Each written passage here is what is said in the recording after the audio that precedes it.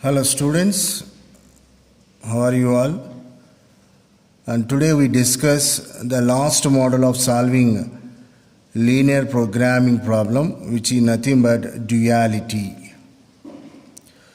So yesterday we discussed about the very important model of solving any given LPP, what you called degeneracy model.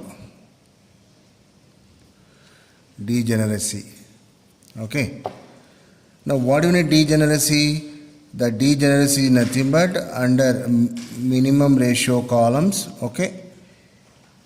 If two values are more than two values are same in magnitude. So which leads to confusion to what to call identify the minimum value. By that you may not be in a position to locate which is that key row.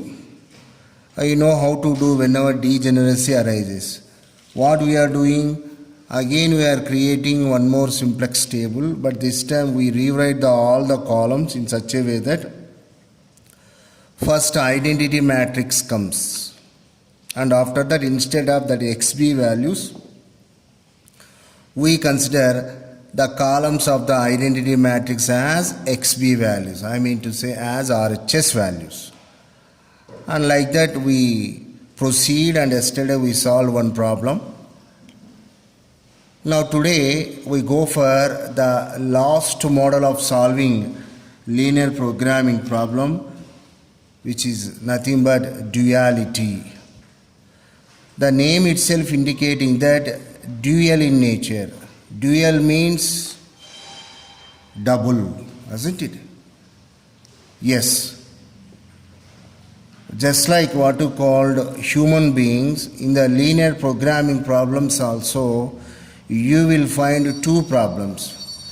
You know very well the psychologists define, okay, human being like this, isn't it? One is the physical appearance, and one more is which is not possible to sight, but internally it will be there. You call that psychological presence, isn't it? So in order to analyze that person's actual behavior, they need to study both the forms. One is physical and as well as what you call the inside person, what you call internal person. So same way, just like human beings, the given LPP also contains two forms. The form which is appear on the paper, which is visible to you, you call that one as a primal form. So in the human being, the outward looks is nothing but the primal. So you can have the example like this. And one more form is there which you cannot see directly, but you can see that one by going for a little bit variations. That form is called dual form. Just like for any human being, the what you call the internal behavior, the internal psychological approach cannot be seen. So here I can put this is as a dual form.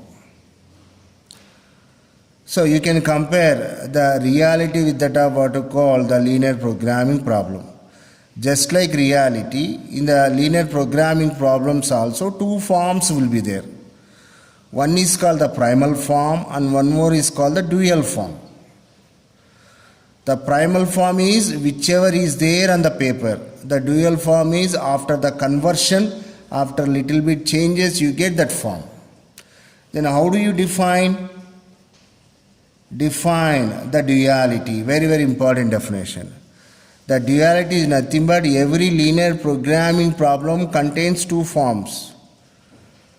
The form which is given is called the primal form. The form which appears after changes you call that one as the dual form. Okay. Now what are the changes you are going to do? Here the changes are nothing but, you know very well, we are going to operate this one. What do you call this one as? Transpose of matrix. You know very well transpose of the matrix. Let us suppose that the matrix A is given like this 1, 2, 3, okay, 4, 5, 6. Then what is the transpose of the matrix? That we denote by means of A T. How to write A power T like this? How to read this? A transpose. Then what is the A transpose matrix here? The columns you write as the rows. Now what is the first column? That becomes as the first row here. And what you call the second column becomes like this. The third column becomes as the third row. So this is called the primal and this is called the dual. This is called the primal and this is called the dual, which will be there in the problem. After conversion we get this dual form. Now let us apply this technique to any given linear programming problem. So I am taking a simple example. Let us suppose that a problem is like this. Max z is equal to 3x1 plus 4x2. Okay. Subject to 2. Okay. Now 8x1 plus 9x2 less than or equal to 11. 5x1 plus 6x2 less than or equal to 12. x1 comma x2 both are greater than or equal to 0. You know very well, this is called a linear programming problem. Strictly speaking, what is that? This is called the primal form. That's why what I am putting here, P stands for primal. When you say the primal, the given LPP is in the primal, the rule 1 says that if the objective function is in max, the constraint should be less than or equal to.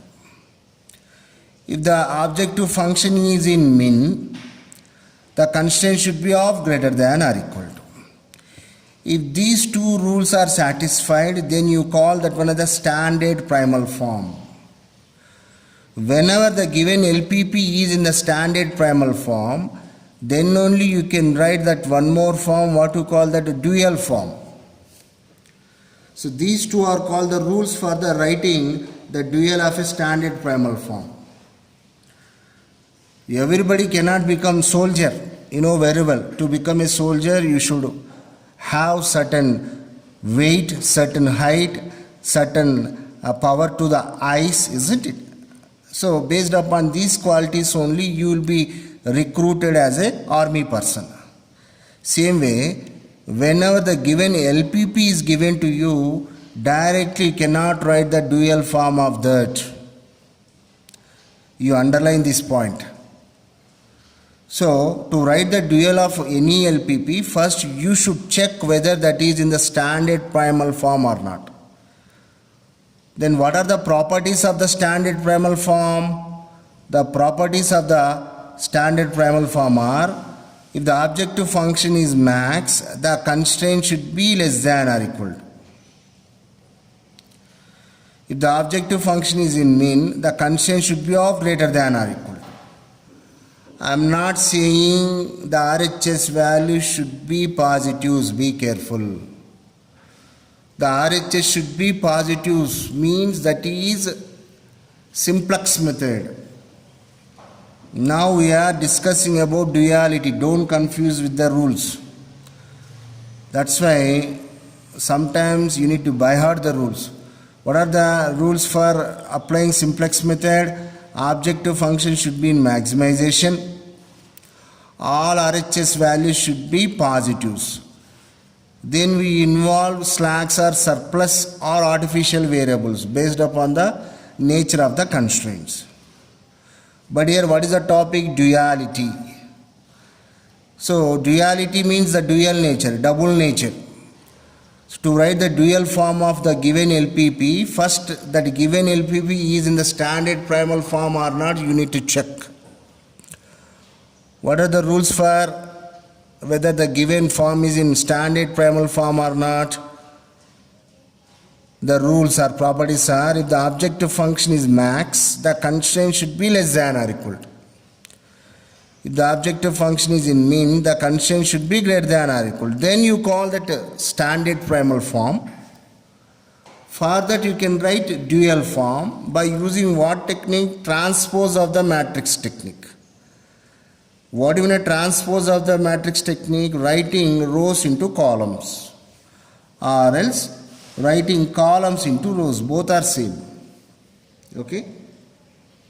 Now if you observe this matrix, I mean to say this LPP, it is in standard primal form. Why? Because the objective function is max and the constraints are less than or equal to. That means which is satisfying property 1. If either of the properties satisfies, then only you can write what you called the dual form. So first property has been satisfied. Hence you can write the dual form. Always remember that when you are writing the dual form, the objective function becomes quite opposite. Now here what is the dual of the above primal? Dual of above primal. Above standard primal, strictly speaking. Standard primal. Okay. Is, so I am underlining. So how to write? The objective becomes opposite. So max opposite becomes min. The z will be as it is. Now P stands for primal. Same way here I am putting D. D stands for dual. That is equal to. Then how to develop the objective function? Always remember that the RHS values of the primal becomes the objective function. And also you change the notations of the decision variables. Now what are the primal form? RHS values 11. Okay, 11. I am changing decision variables x1, x2 into a one more form. That is nothing but like y1 plus. Now this 12 also becomes what you call 12 y2. Okay. Now subject to. Now you apply the transpose. This column becomes row. That's it. Write the changed notations of the decision variable. But remember that when you are writing the column into row, in every constraint should have the same variable. Now look at here in the first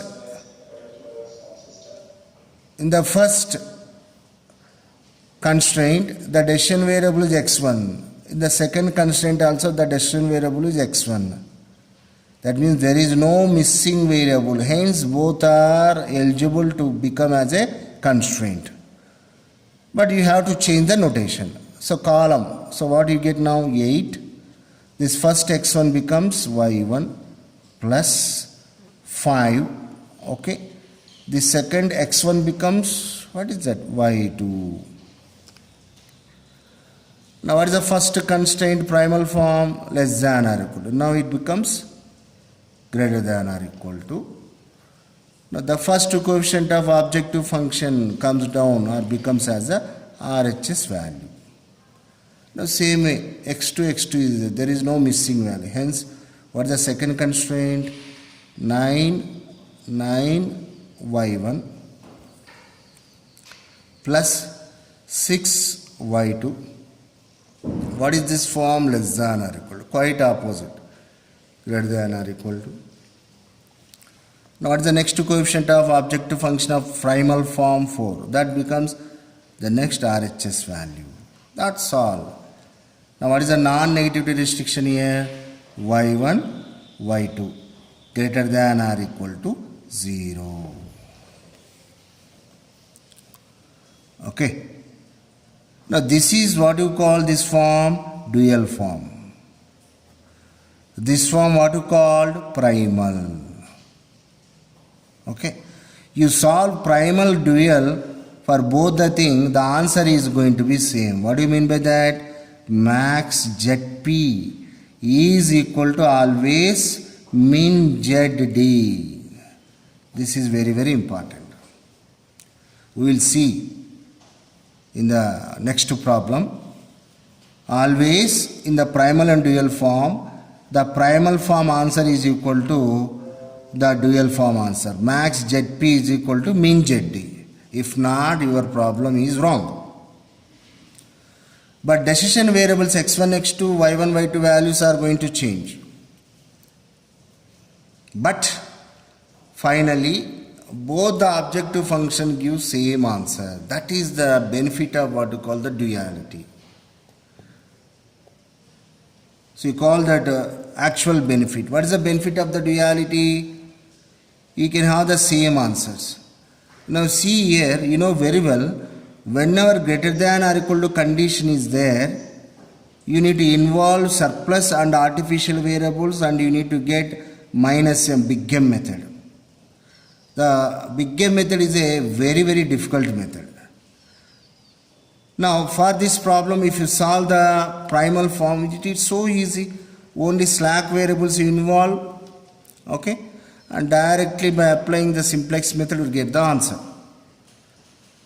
That is the logic behind the development of the duality concepts. If the given problem is having greater than or equal to type of constraints, it is very difficult to solve. So we take the dual of that LPP and we solve that. In both the ways you get same answer, isn't it? So you call that economics of